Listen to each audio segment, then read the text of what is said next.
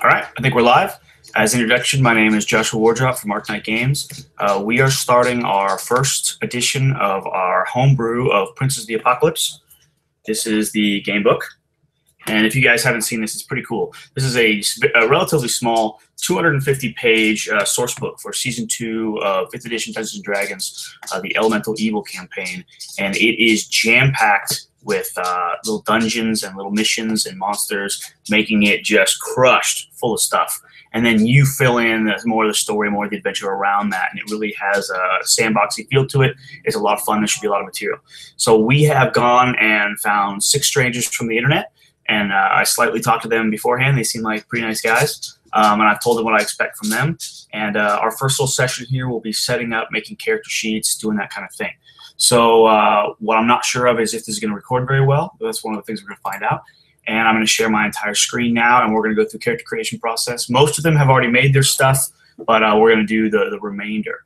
I'm going to shrink Google Hangouts so that we don't get the infinite pit of hell. And then we're going to pretty much begin. We're going to be doing audio recorded through Skype. We're going to be doing the game in Roll20 with everyone hopefully muting their in-game sound. And we're going to be recording through Google Hangouts all at the same time.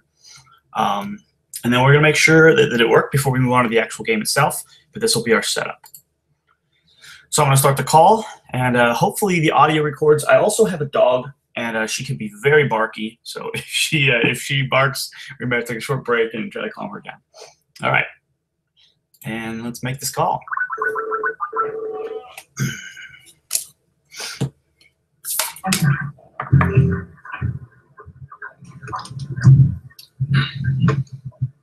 We'll give us a minute to connect. Hello? Hey, I just called everybody once, so I'm sure everyone's going to start talking. So let's get it over with. Hey, how's it going, guys? how's it going? Quick head count. It looks like everyone's connected except for James, which is what we expect.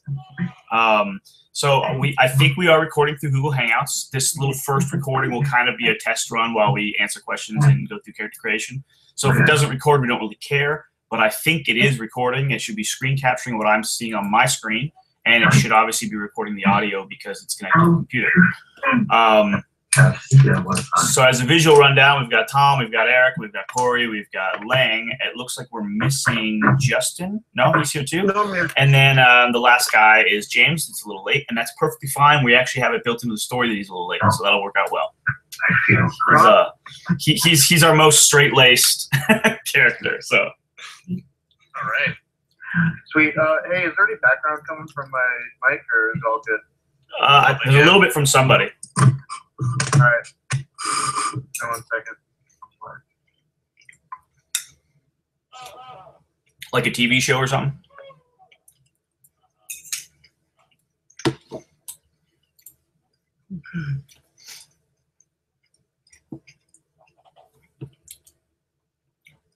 What about now? Sounds good. All good. All right. Sweet. So it's a quick teaser to our audience, if there's ever an audience. I'm going to show them we're doing everything inside Roll20. So we have all these different pages inside Roll20 pre-built. We're using dynamic lighting. I've placed tokens. I actually punched in all the character information for all the monsters we're going to be fighting. That's awesome. So that should be neat. And we'll see how much that takes to maintain as we get farther into the story. These little setups are kind of simple, and they're fun to do. So if I can keep it going, that's what we'll do. Sweet. Do we just want to introduce our characters? Maybe? Yeah, I need to make a little chart of myself for the 6 of you and make sure that I am in my head putting you in some order. Obviously, once we're in Roll20, that puts us in an order, so that's probably what I'm going to go off of. So I'm going to start with Tom, and this lets me keep in my head whose voice is whose character is whose numerical slot. It just helps me keep things in order. So Tom, starting with you, give us a basic rundown. You're our blue dragon blood sorcerer. Actually, I switched over to silver a couple days ago. So you are a silver dragon blood sorcerer. Yes. All right, and then tell us about yourself, and let me know if you have basic things you need for your character sheet. Well, my character is Tom Versailles, but you can call him Tom. All right. He was a low-ranking guard in the town for around 12 years, until he found out he had this awesome power. So he went on a little adventure, but he realized he's pretty weak on his own, and he wants to get a little group going together around himself so that he probably doesn't die. All right. He's about 30 feet right now. 5'10". Mechanically, and brown hair. I've got a character for you. I've got your little icon ready. I'm going to rename you just Tomo inside the game. Just the icon name that gets stuck on your character. We are displaying health bars with bar number 2, which is red, even though it shows on the right. That's going to be floating above your head, not through your face. We're going to be showing armor class in the bar 3, which is the blue. And I could change that to silver really quick. Do you think that would be better? Is it more obvious that it's armor class when it's armory looking? Yeah, silver is a good color. I like that color. All right, there you go. So now it looks like a white grayish. And then that third bar, you guys pitch me what you think is a good thing. I'd rather it be something consistent, but it doesn't have to be anything. I noticed for some reason Tomo's got it being a Dex mod. Is there a reason for that? No, I think you might have accidentally said it. Yeah, no problem. So I'll clear that. That's a third bar for us to do whatever the hell we want to with. One thing I request from you guys, do not put on the light settings unless you actually are holding a torch and I ask you to, because it just gets annoying. The aura? Yeah, well, people, especially auras, they're really annoying in Roll20. They're not transparent enough to not be obnoxious. And people will put like their own dark vision as an aura around them because that's what they can see, and it just clutters everything. It just means there's multiple auras everywhere. It's really dumb. So don't do that. Sounds good.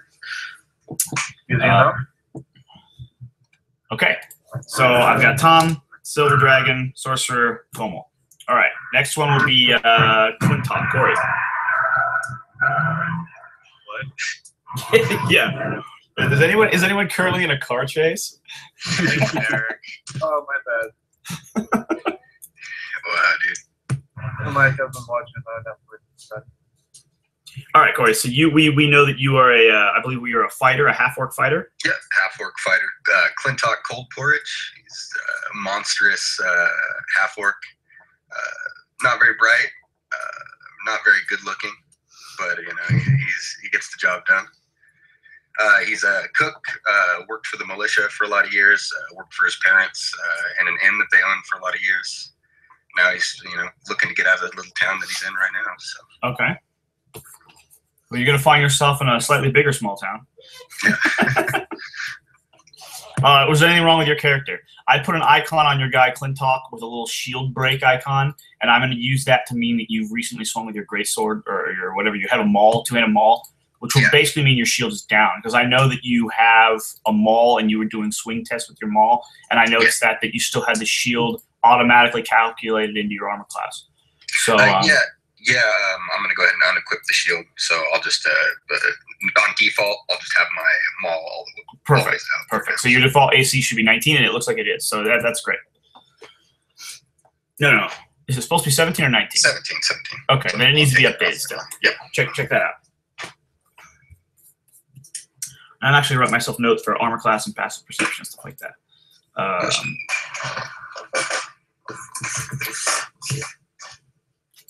Anything else about your character that's not correct or not done? No, everything seems to be pretty good. I guess he's factioned with the Lord's Alliance. That's a good point. I should write that down. So you want to be part of the Lord's Alliance? Yeah. Let's say you assume you're going to be in. It's not too hard to be part of that, but that is a somewhat secret alliance. They've talked to you. They've interviewed you. They're interested in you, but you're not technically a handshaken member yet. Gotcha.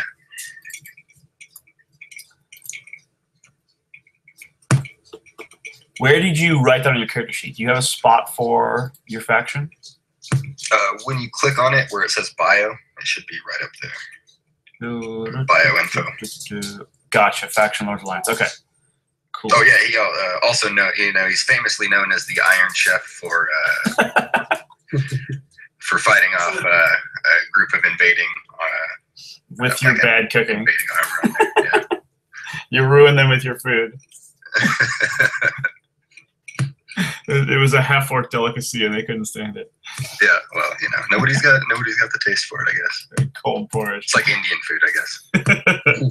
All right, Lord's Land. Tom, were you a member of a faction or aspiring to be? No, he was just a small town guy. Never really left. until we started adventuring. Okay. Out of character, is your character interested in a faction in the coming future? Possibly. Okay. Let me know when you know, and we'll go from there. Third on my list is Eric. Yeah, I'm here. Eric, I believe you're going to be playing a bird. I'm playing a Birdman. Birdman monk. All right. So, I'm going to mess up this name because there's something called Arakoa. I think they're from World of Warcraft. And so I'm going to continuously probably say Arakoa, but I believe it's Arakokra.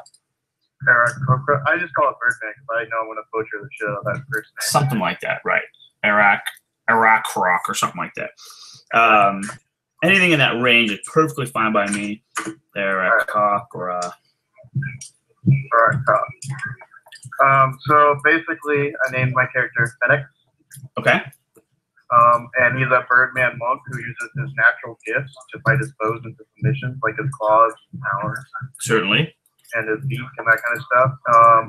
So after he underwent his maturity ceremony in his tribe, he was struck with an unimaginable wanderlust. So he started to travel the elemental plane of air, and he kind of got caught in a storm somehow and woke up in the mortal realm. And so basically he's just trying to figure out like kind of where he is, how to get back, and kind of spread the name of his tribe. We'll get into this more later, but I know that I just want to tell the audience, you have asked to homebrew the fact that you're chaotic as a monk. I believe that's normally not possible, but we're allowing it. It also says in the flavor of the Arakokra that they are usually lawful, but that some of their young, wilder people can get chaotic, and which is actually shunned by the tribe. So you don't maybe know why, but there's perhaps some potential that your clan kind of pushed you out the door. Yeah, I don't know. Like I don't know how it happened that I'm like here. So I think it's related to the fact that you're playing a chaotic monk, that you're defying what's supposed to be normal, and you're clearly at odds with your order. And like we said, we've put you at the young, mature age of 3, which for the Arakokra is when they're at their maturity. So it's like a 17, 18-year-old punk kid. And are you going with the pink mohawk? I am going with the pink mohawk. All right. So I have a picture that I found on Google Images search. Excellent. So in his adolescence, he is dyeing his hair crazy colors. He is trying to be flamboyant, and he's trying to show off, and he's trying to be the coolest guy ever been. So we have that. All right. Did you have a faction? I don't know. That would make a lot of sense. I don't have a faction. We just kind of came into the mortal plane recently. Okay. And so I think as far as like going forward to picking a faction, I kind of want to learn with my character and kind of whatever, like as he learns, he'll make a choice whether he wants to join one or not. Kind of thing. Sure. Just keep me, for my sake more, remind me that you'd like to be poked with faction hooks, because otherwise I'll forget. Okay. Usually a faction hook is something I look at your character and see and go, oh, I'll use that hook. But when there isn't something sitting there, I forget. So it's cool that I can do that. You just got to remind me, or may have to remind me, like in between sessions. I don't mean mid game. Yeah, no. All right, that's perfectly fine. I can do that. Are the faction hooks the players command? Because I don't see them. No, not exactly. Basically, how this is going to work for phasing is until you guys are level 3, the actual main campaign doesn't actually begin. Now, once we get into that main campaign, pretty much after you hit level 2 and we kind of end the session whenever it is, then we're going to have in-between sessions private hooks that are going to go through email, and you guys are going to pick private hooks that apply to your character. It's actually part of the Prince of the Apocalypse, and those will be extra things that pop up and extra rewards that can happen during the campaign for you. And there's a big list of them. There's like 25 of them. Cool. So you're each going to pick like 2 or 3 that like are kind of your goals in addition to the main goal. And that's pretty neat. That's an extra thing that comes with Prince of the Apocalypse, but it won't apply until you're higher level. For now, we're going to settle you into the campaign, settle you into the area, do some of the lesser things that get you guys someone known in the area. Because right now you're level 1. you're not going to go gung-ho and charge the forces of the elemental evil. Do we get a EXP be finishing them, the hooks or whatever? I think they're primarily inspiration, but I didn't read them all. Oh, okay. It's like if you get this, like when this happens and this happens and this happens at 3 different parts in the story, you get inspiration. And then when you complete the last one, we'll probably give you experience, but it just depends. Yeah. Because I don't want it to be I don't want it to be a metagame thing where you pick the one that gives you the experience early on. It just gets dumb. Yeah. That's not the point. They're neat and we'll play them in. Quick question. Sorry. Yeah. So about like the whole inspiration thing, is that just doing stuff that our character would be like would really want to do, like the bird that Urataka or whatever it is, really don't like Earth, like they hate gargoyles. Like, would him fighting against a gargoyle be like inspiration to him? Inspiration is kind of a vague, open-ended term, and they did it on purpose. And one of the main reasons is so that when your GM is happy with you, he can give you inspiration. If you're playing your character's background, he can give you inspiration. If you're doing things that make a lot of sense, or the way I've done inspiration a lot of times, if I think there's something neat that the player wouldn't necessarily want to do, I can say, you know, almost as like a back and forth. If anybody wants to do this, they're inspired to do it. And usually it's funny things that are somewhat suicidal. Like I had a situation where there's a fight outside of an inn and you're all on the second floor. And so I go, you know, you see this atrocity and you're inspired to just jump off the second floor balcony and get into the fight. Now, of course, you might take some fall damage, you make a dex check, you might fall on your face, you might get knocked out. But if you're willing to try it, I'll give you inspiration. But mostly it's for playing your background, playing your character, and making sense in the campaign. And then the GM goes, you know what, here, I'm giving you inspiration. Now, when you have inspiration, it just sits there. And the next time you want to re-roll something bad or take advantage on an attack, you can burn your inspiration, getting a better roll. And then you could potentially get inspiration again. Okay, cool. I filled out the character sheet to the best of my ability. I think I did a pretty good job, but just keep that in mind. You know, pretty new at it. So yeah, no problem. I looked over a lot of them last night, and they seem pretty good. All right, sweet. All right, fourth on my list is Lang Blue thing. So I'm playing a drunken brawler by the name of Shin Suchi. He originally was a monk. He started in a monastery, but he decided that life wasn't for him, so just roams from land to land as an adventurer and a performer. If he doesn't find any dungeons or whatever, or groups, he just plays his instrument and gets free housing and stuff like that. And yeah. How does he get free housing? It says in the player's companion that if you perform at a tavern or whatever. Oh, gotcha. So you have performance ranks and you have charisma. Yeah. All right. I don't have charisma. I just have performance. Well, it would be bolstered by charisma. What is your actual charisma score? 10. Okay, great. But I'm definitely proficient in a half-orc performer who's not charismatic, but obviously your performance skills must be impressive. Yes. Whatever it is you're performing, we're not going to mention what it is. Whatever it is you do for clients, they seem to be happy. Drunk and performer. Yep. All right. Did you have a faction? Makes no sense, right? No faction? No, wanderer. Gotcha. And Justin, last person. Okay. My character's name is Tiffin. She is a halfling, is a ranger. And what do we know about her? She originally was just like a hunter and tracker, but then like a troll attacked her town or her home. So she fended it off, and then so she kind of became like this this hero for her town. So that kind of spurred her on to like leave her home and go adventuring.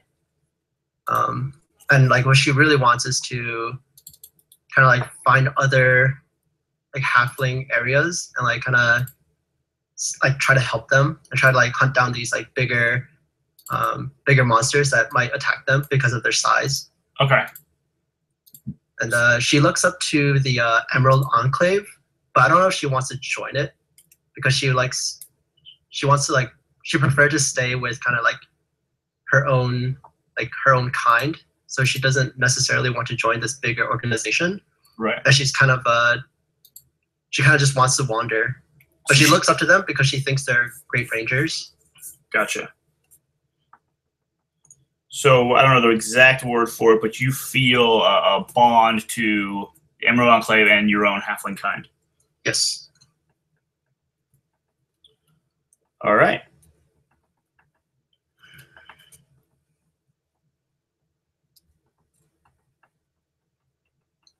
So let's now that I got you guys spotted in, and that last sixth guy is what's his name, James.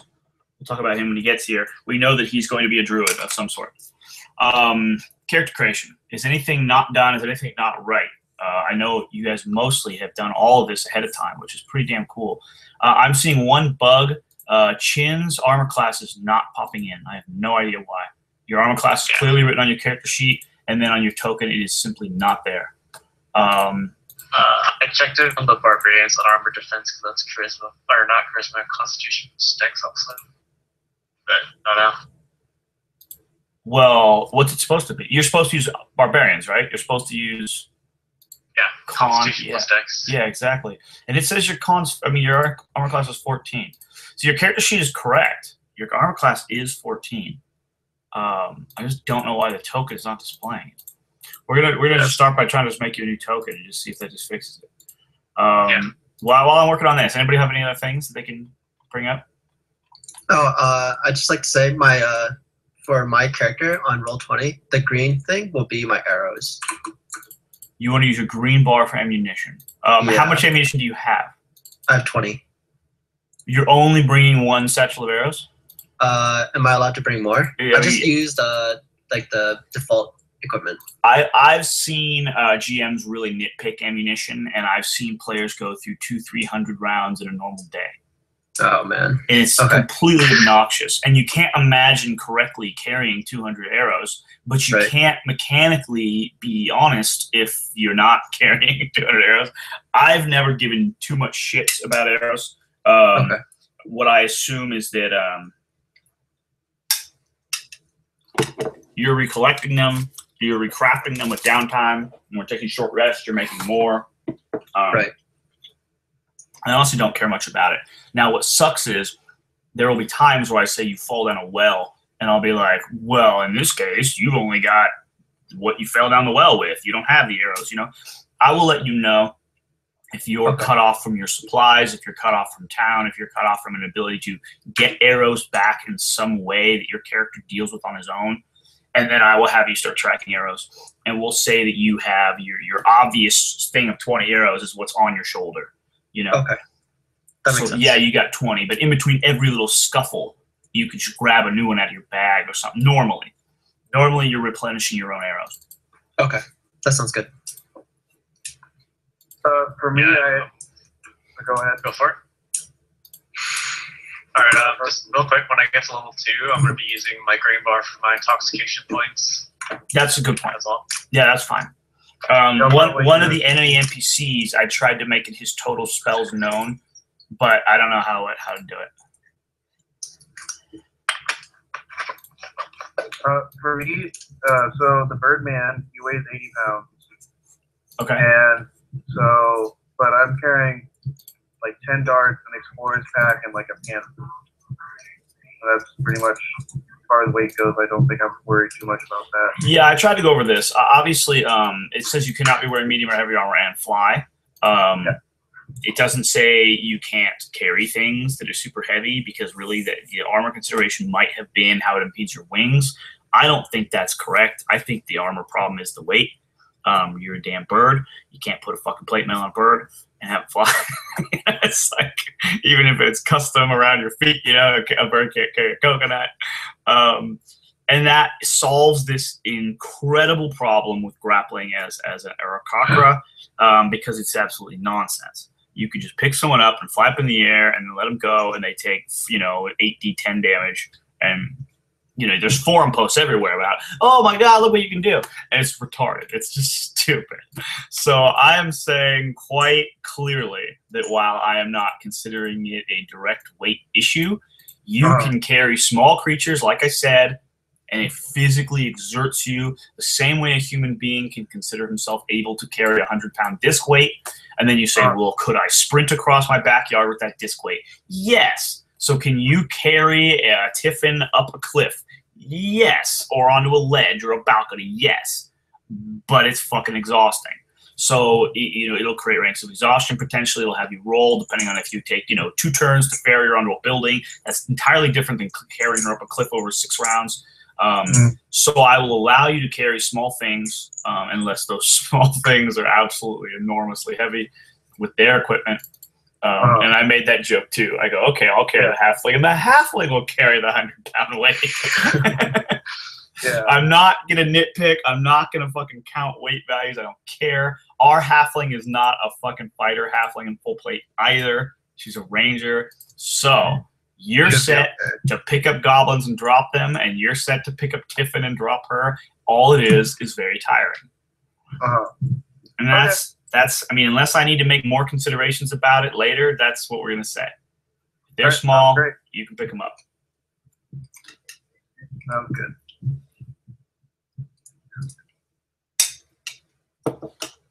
So Chin? Yep. Whatever it was, new token seems to fix it. Cool. Your armor class is now punched in. I have to go and clear your official token and reset it. I'll do that right this moment. Remove the bond of the old token and create the bond of the new token. Done. No, Tom, I think it was Tom. Tom was telling me some of the inner workings of how Roll20 does some of these things that have always been giving me a headache. And it's so cool. Now that I get it, it's so neat. Because I thought that you make a token, you make a character sheet, you link them, they're eternally linked and they update, but it's not true. The token is linked. Basically, the token is telling the character sheet, use a copy of me in my state as I am right now. So I used to link the token and then fill out all the token's information and then be pissed off when none of the information saves, thinking it's live linked. That's not the way it works. So you fill out all the token information and then you link it, and it's stamping a copy of the token as it is. All right. So once I start doing it that way, it takes another step, but it's working. So that's really cool. We got some macros going, and we'll go from there. Is everybody ready? I mean, I think we might be ready to start. Yep. Yeah, Yeah, I'm ready to go, man. All right, we got 5 guys. Let's kill 3 of them. Hey. You guys have noticed we have a little folder in the GM panel called Backup Dorks. This is if your extra characters get created, you can throw them in the Backup Dorks folder. Otherwise, you have your characters list of the 6 of you. Can you guys see the handouts folder? I can. Yes. Do you guys see the handouts in the handouts folder? Yes. Yeah. It's Okay. I'm not necessarily against that, but it specifically asked me who can see it. Well, actually, let me say it this way. How many can you see? 3. 3. Damn it. I swear this was not, it says all players. Okay, well, no, the answer is literally obvious. Somehow it got tagged all players. I thought it couldn't. I thought I didn't tag it that way. Can you now see only 2 things? Yes. Excellent. Yes. Good. The first 2 things I expected to show you. The third one I did not want to show you. Can you see the NPCs and monster sheets folder? No. You don't even see the folder. No. Excellent. So it probably only shows you the folder if a thing in the folder is visible. Yeah. So that's I don't cool. see the backup darks folder though. You do. Do I not. don't. I don't. that's Okay. probably because they don't have characters in it. Well, yeah, it's probably because Tom's the only one with a backup character. So Oh, Tom's right. probably the only person who can see the folder because he's the only one who has permissions for the one thing in it. All right. Cool. So if you created a character as a backup, I would throw him in that folder, and then you'd probably see the folder. That Okay, makes some cool. sense. You guys can all see the GM token. Which one's the GM token? It's a character on the top of the list called GM token. I can't see them, but Nope. when I go down to as. No, it's perfect. It's perfect. I thought I had it on all players, but I have it as Arcknight. Perfect. All right. Everything's great. Everything's wonderful. All right. So I'm going to end this Google Hangouts. I'm going to start a new one, and we're going to start the game. Cool. All right. Hopefully it saves, and give me a 5-minute break. Sure. Yeah. All right.